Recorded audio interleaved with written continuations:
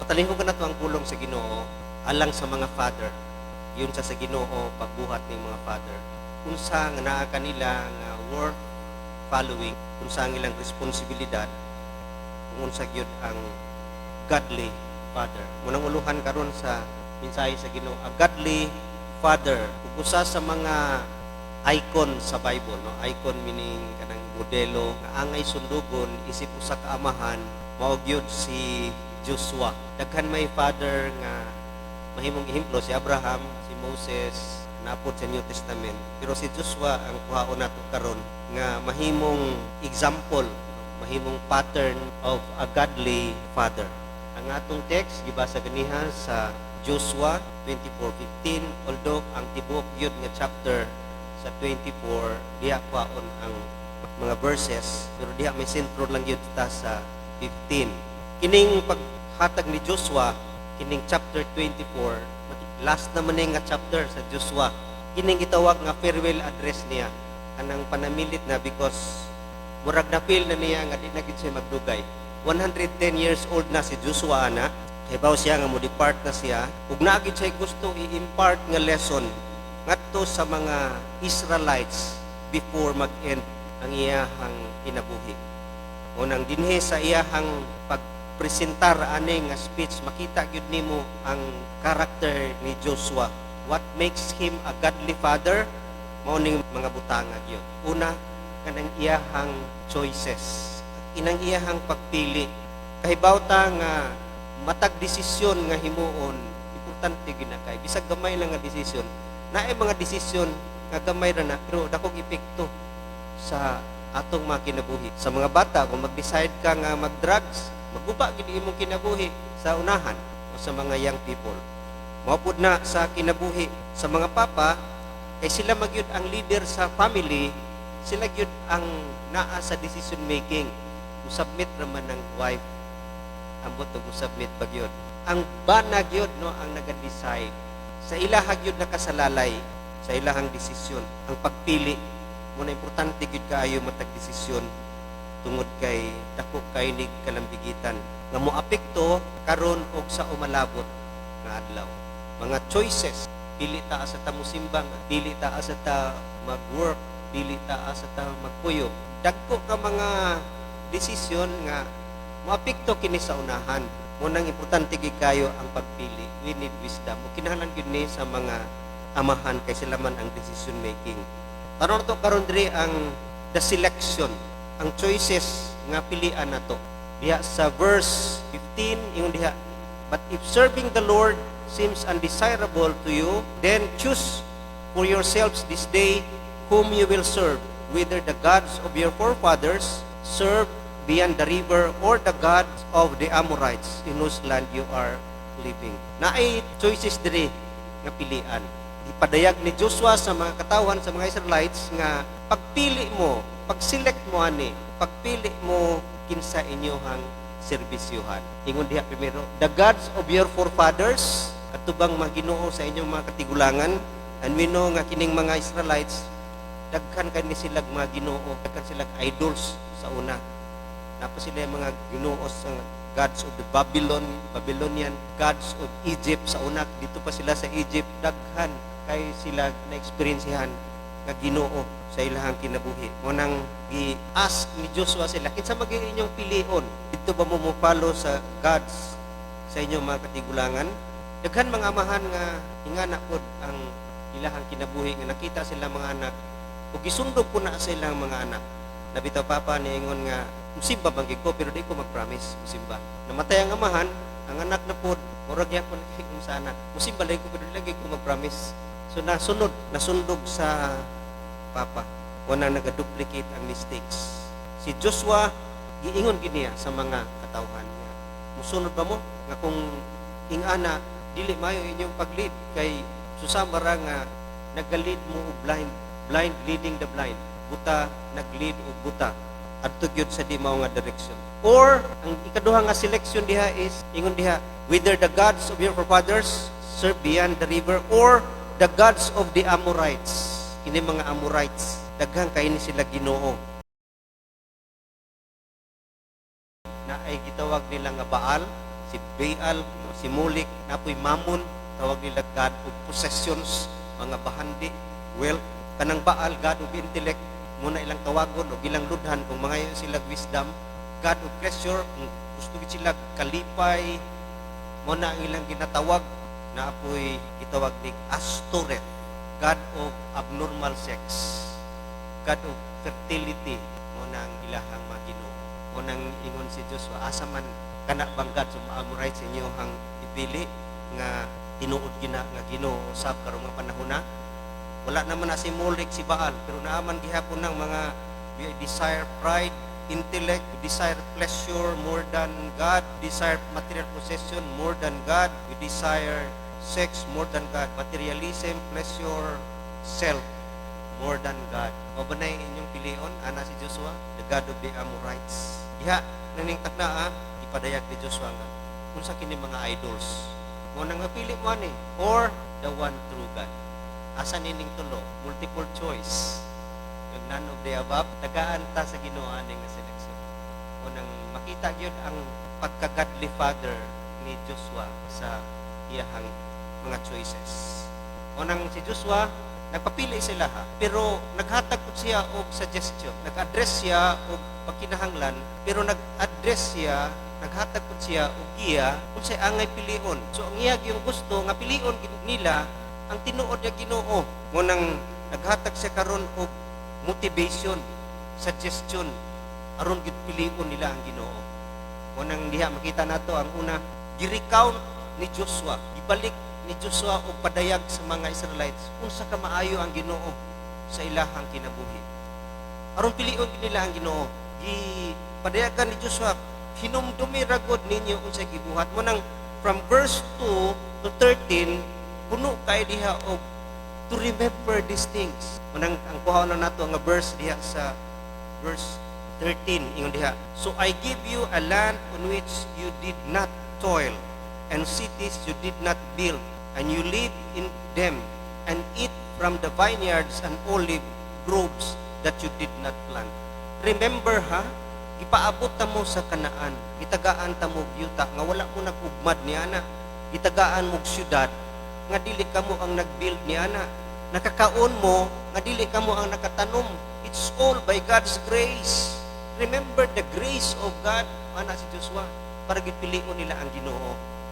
Ingana bata sa atong mga anak nga aron sila pugson mutuman o pugson nga maka-desisyon og tama, or ato bang gihadlok, sige ayaw tuman, di ba maimpirno ka. Dinhi giunag yun ni Joshua pag-present, no? Pag-suggest nga God is good sa atong mga kinabuhi. Remember, kung balikon gid nato sa una pa from Egypt, how He delivered us, pagbuak sa dagat, grabe gibuhat niya, the victory, pakig-away nato sa Jericho, kahibulungan ito, how we conquered lands, cities nga wa nato nag-build. Yun sa kaniya paghatag og provision ngadtong didto ta sa wilderness. Look at those things, the provision of the manna, katingalahan na, quail, ang inyong mga sapatos, kadugay na nato sigbaktas-baktas sa wilderness, wa gid mahilis. Remember that. Munang sa atong mga anak, hinumdumad daw ang tumayo sa Ginos ng kinabuhi nganong niabutan ining panahon na. Nganong nagdagko mo sa una, grabe ang atong kalisod. Grabe ang atong naagihan, tingala ta, wa man ta tay kwarta, wa man tay mayong trabaho, pero nganong nag-abot man mo niini, naka-graduate man mo. Remember that, no?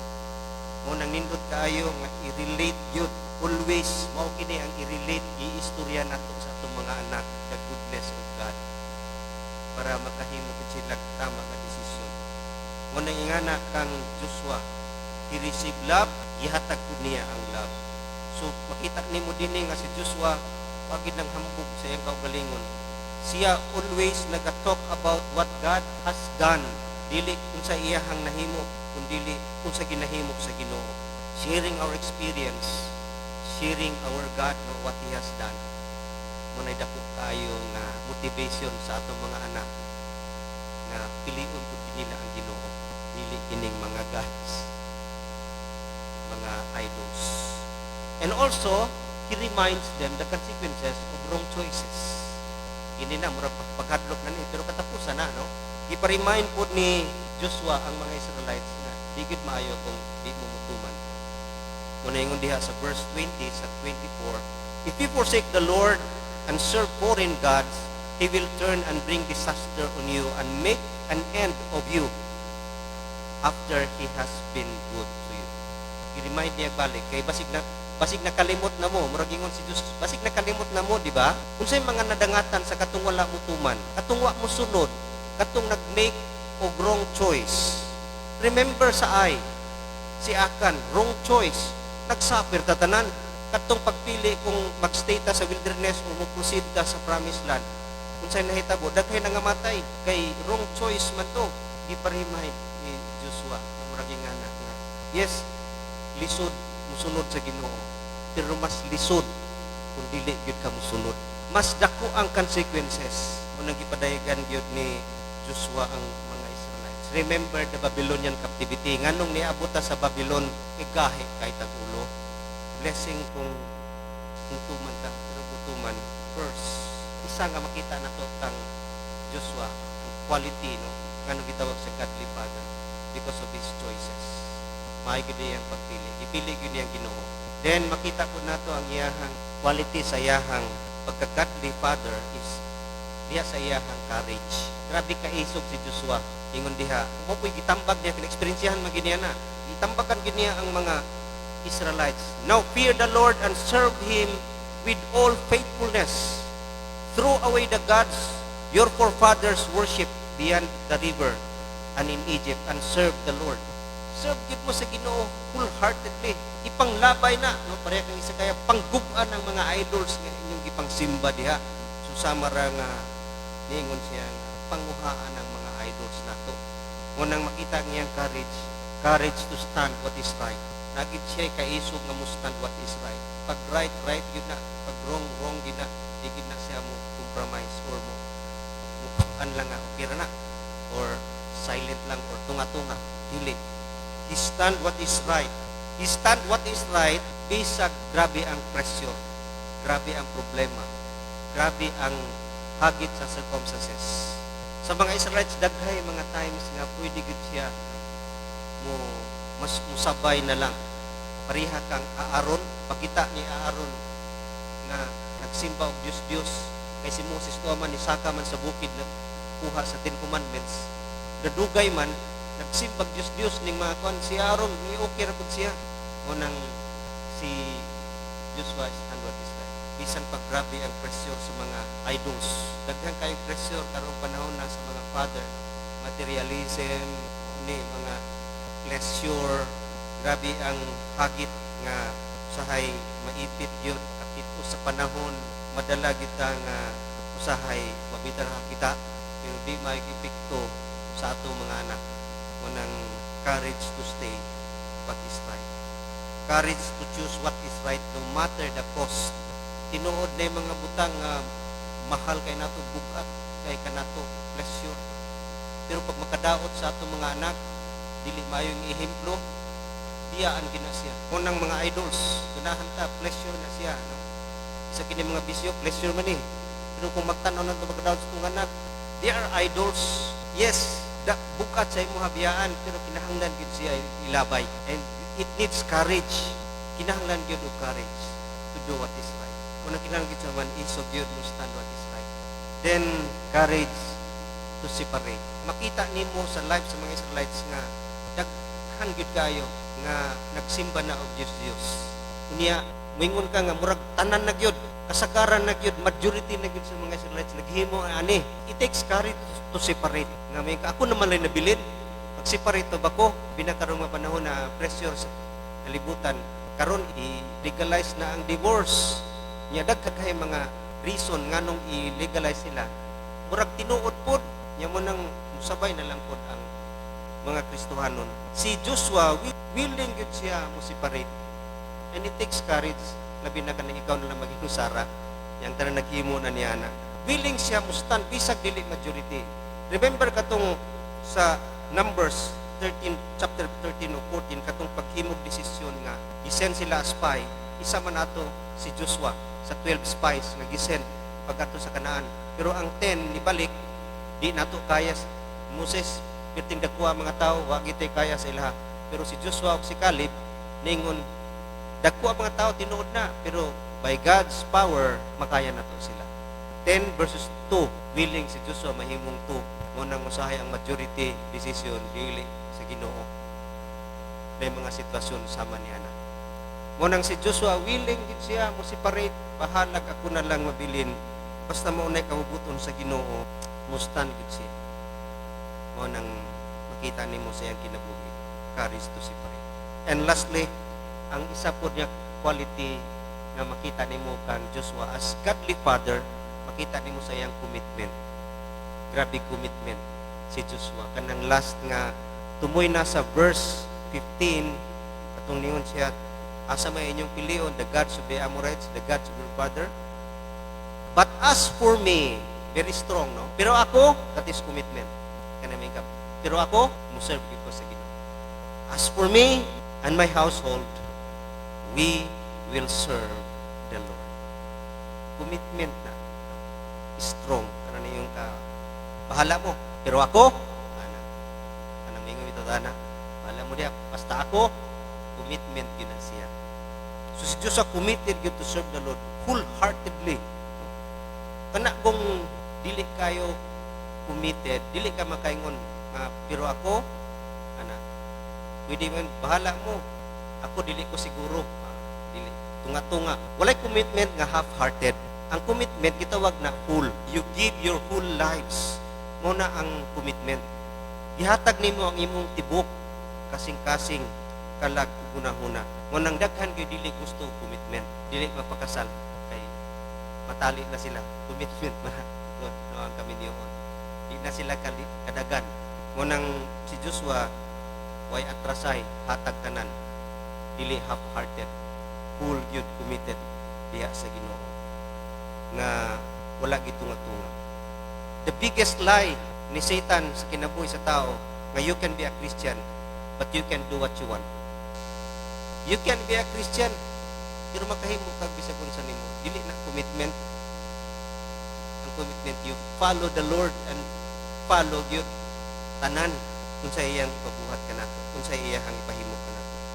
Mo kini ang usa nga mga butang, something missing in our fathers today. Daghan nga ingani nga mga amahan nga dili walay full and total commitment ngadto silang pamilya ug ngadto sa Ginoo. Full commitment.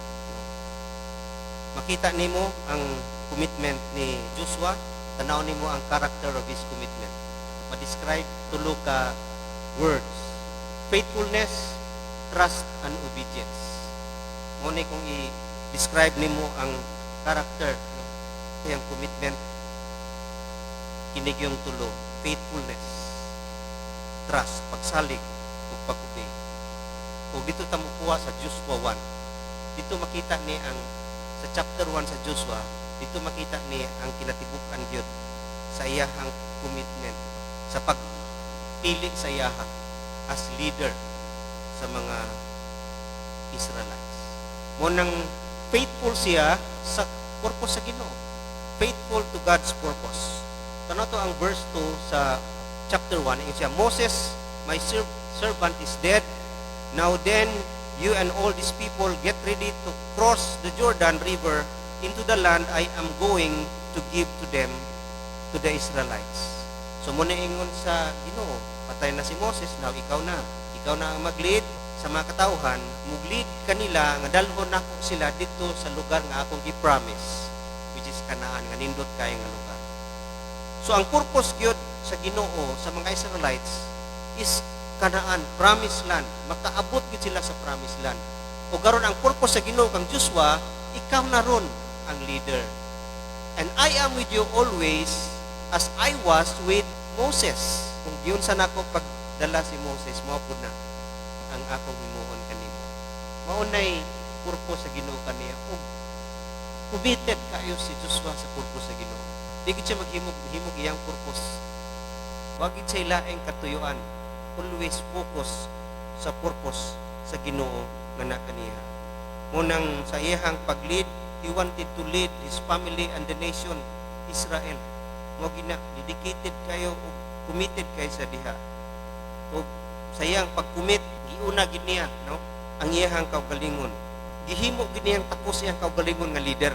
Kay kung dili siya makalid, kung dili siya takos nga mulid sa mga Israelites. Unless makita sa mga katawhan ang iyahang character as a good leader, dili gid siya mohimo nini. Ngunang the most important responsibility sa father to save himself. I-save sa imong sarili. Himua sa imong sarili nga takos. Kay usaon pagsundog sa imong anak kung dili makita sa imong kinabuhi. Kung follow gina mga anak. A boy will love his mother, but he will follow his father. Ngunang dako gi-influence sa gyud. Ngunang si Joshua dedicated, committed kay siya sa iyang katuyuan sa Ginoo sa iya. Ngunang siya mismo i-prepare gyud niya ang iyang kaugalingon to be a good leader. So mapud na sa atong kinabuhi kung faithful ta sa purpose sa Ginoo, maangkon ginato na. Then sa trust pod kay ngon nato ang character sa iyang commitment is faithfulness, trust, and obedience. Trust in God's promises. Grabe ang pagsalig ni Joshua sa mga promises sa Ginoo. Tanaw na to sa verse 5, I will give you every place where you set your foot, as I promised Moses. Your territory will extend from the desert to Lebanon, and from the great river, the Euphrates, all the Hittites' country, to the great sea on the west. No one will be able to stand up against you all the days of your life, as I was with Moses. So I will be with you. I will never leave you nor forsake you. Mo may promise ko sa Ginoo sa iyaha, sama sa promise sa Ginoo kang Moses nga di tagid mo biyaan. Mudaog gid mo sa mga gira ninyo. Kay ako'y makig-away kaninyo. Ingon diha, no one will be able to stand up against you. Wala kay makababag sa inyo, makapildi sa inyo ha. No one, muna sa atong kinabuhi, sa atong pagka-father, wala imposible yun. Basta we believe in God's promises. Wala problema nga perting lisura nga mayong kadigi na makaya. No, niingon diha, no one will be able to stand up against us. Sa purpose sa Ginoo sa itong kinabuhi, muabot yun sa promised land. Mudaog yun and that is His promise.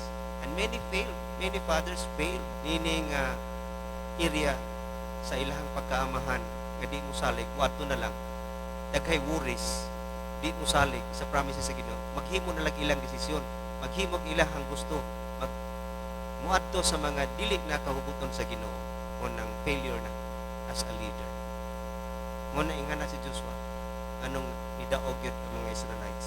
Tungod kay muna ang kinaiya ni Joshua. Kay balog si Joshua, nga God works for good. Bisa kung sa panang mga lisod, all things work together for good. Bisag pagtuod di maayo, basta na lang kas kaguton sa Ginoo, bisag daghay mga kalisod, all things work for good. Ug nibilib pud siya nga God's extremity, that greatest extremity is God's grand opportunity. Kung sa may mga kalisod, daghang kayo kalisod nga naagihan ng mga Israelites nga mahadlok sila o di na lang sila mukikaway. Pero si Joshua kahibaw nga kung ingani na gani nga kalisod, kahibalo sila nga opportunity na sa Ginoo to show His power. O nang salig siya sa mga promises sa Ginoo. Standing on God's promises. Then also, obedient to God's precepts. Grabe si Joshua ka obedient sa pulong sa Ginoo. In verse 7 o 8, popular kay nga verse, ingon dihang Ginoo, be strong and be very courageous, be careful to do all the law my servant Moses gave you. Do not turn from left or to the right, that you may be successful wherever you go. Do not let this book of the law depart from your mouth. Meditate on it day and night, so that you may be careful to do everything written in it. Then you will be prosperous and successful. Tuman yun si Joshua. Wag siya ni ato sa left, ato sa right. Straight yun siya. Kung sa ginagingon sa Ginoo, tuman gina siya. Munang sa atong kinabuhi usab sa Father. Tuman and teach. Murabag si Joshua, kuan kay siya sa pulong sa Ginoo. Puno siya sa pulong sa Ginoo, mo na makatudlo siya sa pulong sa Ginoo. Mapuna sa mga papa, pag-convey sa truth, pagtudlo, mo unag yun gina kuman sa Ginoo sa Deuteronomy 6:4-6 nga itudlo gid ni day and night, bisag gawas mo, bisan pag inigulik ninyo gikan mo trabaho, itudlo gid ning balaod. Mo nang si Joshua nagtuman gid na, careful gid siya, committed siya nga kini ipasa sa iyang mga anak. Mo nang ang una gyud nga mga teachers sa family, ang mga amahan gyud. Mo na ang character sa iyahang commitment. Then the cost of his commitment. Unsay nganong ingana siya ka committed? Nganong ingana siya ka full total commitment niya sa Ginoo tungod kay mao ni sa Joshua 22:4-5 makita nimo diha unsa kadako gyud ang gugma niya sa Ginoo. Now that the Lord your God has given you your brother's rest as he promised, return to your homes in the land that Moses, the servant of the Lord, gave you on the other side of the Jordan. And be very careful to keep the commandment and the law that Moses, the servant of the Lord, gave you, to love the Lord your God, to walk in His ways, to obey His command, to hold fast to Him, and to serve Him with all your heart and all your soul. Nganong committed yun si Joshua kay nahigugmag siya sa Ginoo with all his heart, with all his mind, and with all his soul. Mao gina ang hinungdan nga naingana siya committed kung kinahigugmag siya sa Ginoo kay iya ginang nasinati ang dako nga gugma kaniya sa Ginoo. Mo nang devotion mag-start sa heart. Pag ang devotion dili mag-start sa heart, mawala gina o bubugnaw gina. Di gina siya magbalahutayon. One of the greatest thing a father can pass to his children is the love of God. Mao gina, no? Unang makaingon ba tong anak nga mao makita sa Ginoo, pero makita nako sa imo.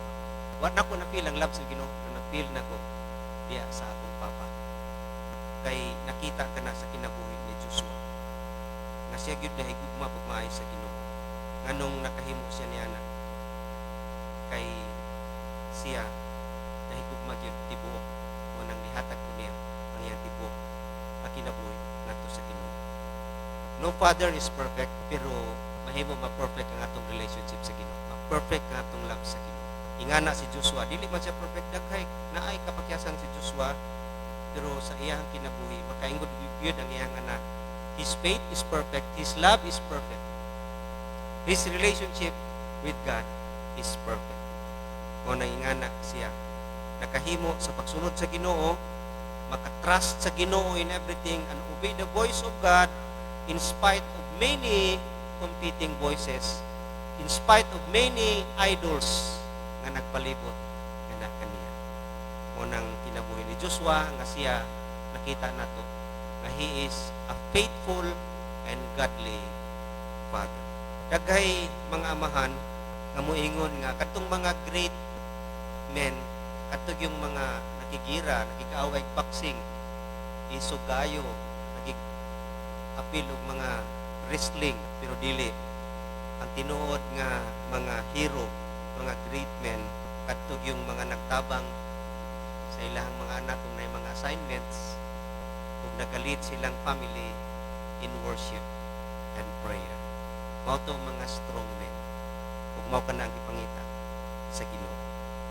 Mo nang ninitag na let us renew our commitment, mga amahan, no? As Joshua so committed to God, kini pong taknaan will remind us again of God's faithfulness, of makamotivate ka nato na usab to renew our commitment to the Lord, to lead our family, to lead ngadto sa society usab. Ug usa kini ka pagpadayan na we love the Lord our God wholeheartedly. Let us pray.